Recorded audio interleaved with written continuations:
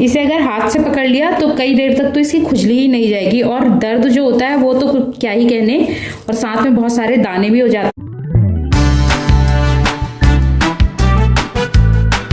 नमस्कार दोस्तों, स्वागत है आपका आज के व्लॉग में। और अभी काफ़ी अच्छा मौसम हो रखा है, धूप भी आ रखी है, लेकिन हल्की हल्की हवा चल रही है। गर्मियों के दिन बस आने ही वाले हैं।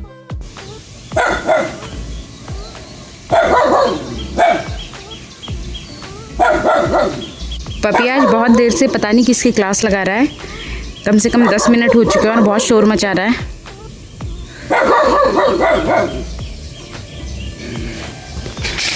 पपी वैसे है तो बहुत अच्छा, लेकिन उसके साथ थोड़ा सा यही डर है कि वो रास्ते में किसी के पीछे ना पड़े, किसी को परेशान ना करे। बाकी तो वो बहुत अच्छा है, यहीं पर रहता है हमेशा। रात में भी पपी के भौंकने की काफ़ी आवाज़ें आती रहती हैं। और ये है वो ग्लास जिसमें मैंने मनी प्लांट की छोटी छोटी स्टेम्स काट के रखी हुई है। तो जब इनमें थोड़ी सी रूट आ जाएगी तब मैं इन्हें किसी प्लांटर में लगाऊंगी।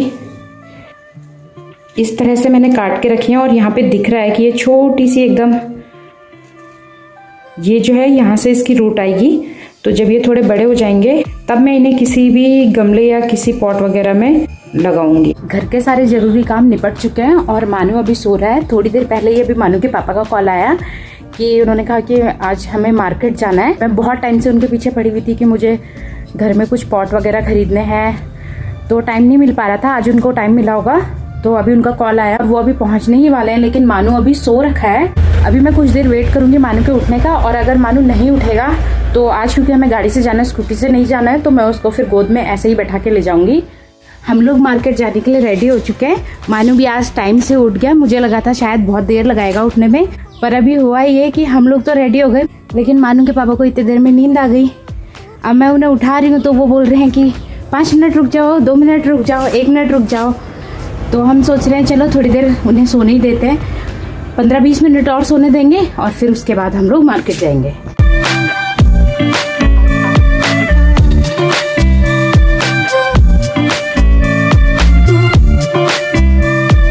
और अब हम निकल चुके हैं मार्केट के लिए। और अभी अभी मानू के पापा ने मुझे बताया कि हम सिर्फ पॉट्स वगैरह लेने नहीं जा रहे हैं, हम एक नर्सरी में भी जाएंगे जहाँ से कुछ प्लांट्स भी हम लोग खरीद के लाएंगे।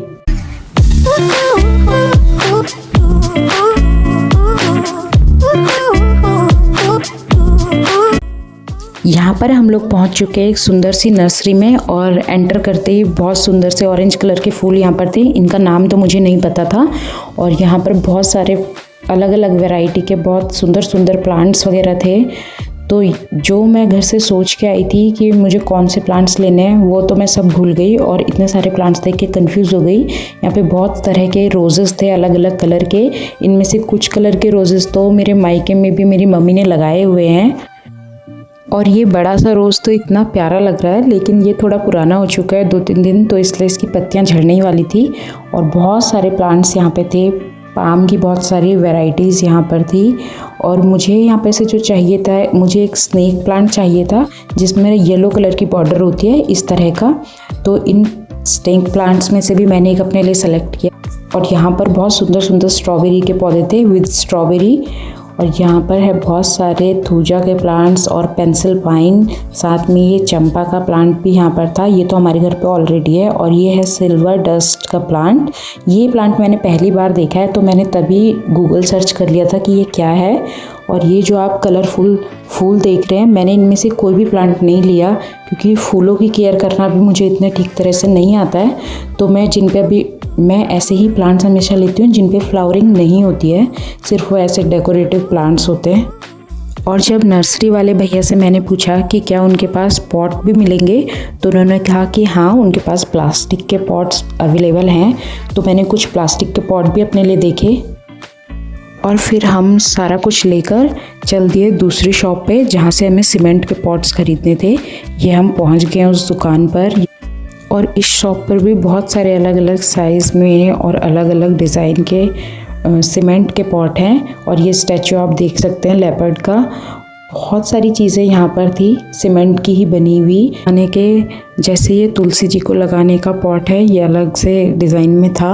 और यहाँ पे सीमेंट के चूल्हे भी बहुत सारे अवेलेबल थे।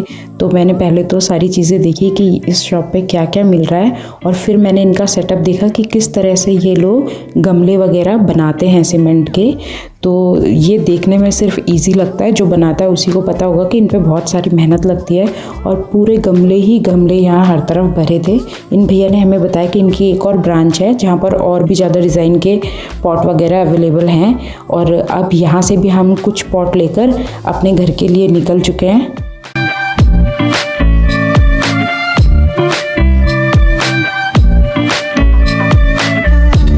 अब हम लोग आ चुके हैं वापस घर। अब मैं सबसे पहले बनाऊंगी मानू के लिए खाना, क्योंकि मानू का खाने का टाइम हो चुका है। और बाकी हम सबके लिए बनाऊंगी चाय और मैगी। और उसके बाद जो भी सामान हम लोग लेके आए हैं उसको उसकी जगह पे शिफ्ट करूंगी। यहाँ पर बन रही है मैगी। मुझे तो मैगी खाना बहुत ही पसंद है और मैंने काफ़ी सारी वेजीज भी मैगी में आज डाली। और इधर रखी है चाय बनने के लिए। और आज काली चाय ही हम पियेंगे, दूध वाली नहीं पियेंगे। इसमें मैंने काली मिर्च पाउडर और अदरक ग्रेट करके मिक्स कर दिया है। और ये मैं डाल रही हूँ इसमें थोड़ा सा गुड़ पाउडर। बस ये बॉईल होने के बाद एकदम रेडी हो जाएगी पीने के लिए।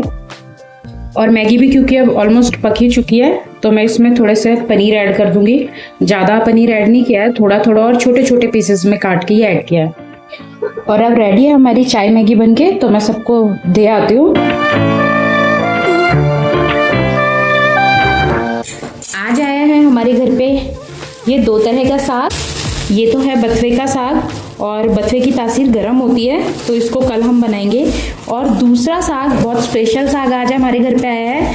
ये है कंडाली, या फिर इसे बिच्छू घास भी कहते हैं। पहाड़ों में ये काफ़ी होता है और इस पे आपको ये कांटे दिख रहे होंगे। इसे अगर हाथ से पकड़ लिया तो कई देर तक तो इसकी खुजली ही नहीं जाएगी, और दर्द जो होता है वो तो कुछ क्या ही कहने। और साथ में बहुत सारे दाने भी हो जाते हैं। और एक मज़ेदार चीज़ आप लोगों को बताऊं कि पहाड़ों में पहले कहते थे कि अगर किसी के हाथ पर ये बिच्छू घास लग जाए, तो जहाँ पर ये बिच्छू घास लगती है वहाँ पर उसे अपनी नाक लगानी चाहिए। जो हमारी नाक बहती है ना, जैसे जुकाम आता है तो नाक बहती है, तो वो निकाल के लगा लेनी चाहिए। वैसे सिर्फ मैंने ऐसा सुना है। और ये बिच्छू घास है जो इसको कंडाली या बिच्छू घास कहते हैं, पहाड़ों में होती है। इसकी तासीर भी गर्म होती है। पहाड़ों में तो ये काफ़ी ज़्यादा खाई जाती है, लेकिन यहाँ पर ये कोई कोई ही उगाता है, बहुत कम लोग। मेरे मायके में भी इसका पहले बहुत एक बड़ा सा झाड़ था, और इसे खाली हाथों से बिल्कुल नहीं छुआ जा सकता। तो इसे बॉईल करके उसके बाद बनाना पड़ता है, क्योंकि बॉईल करके इसके सारे कांटे मर जाते हैं। अगर बिना बॉईल किए बनाएंगे तो फिर ये हाथों में लग सकता है। और पहले की मम्मियाँ अपने बच्चों को इससे डराती भी थी काफ़ी कि अगर शैतानी करोगे तो कंडाली लगा देंगे। अब इसे रख देते हैं इसमें वापस।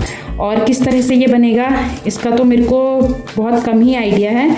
या तो मानू की दादी ये बनाएंगी, या फिर उनसे पूछकर फिर मैं इसे देखने में जितना डेंजरस लग रहा है, खाने में उतना ही टेस्टी होता है। क्योंकि पिछले साल मेरी बुआ सास जो हैं वो लोग आए थे घर पे, और उन्होंने और मेरी सासू माँ ने मिलकर इसका साग बनाया था।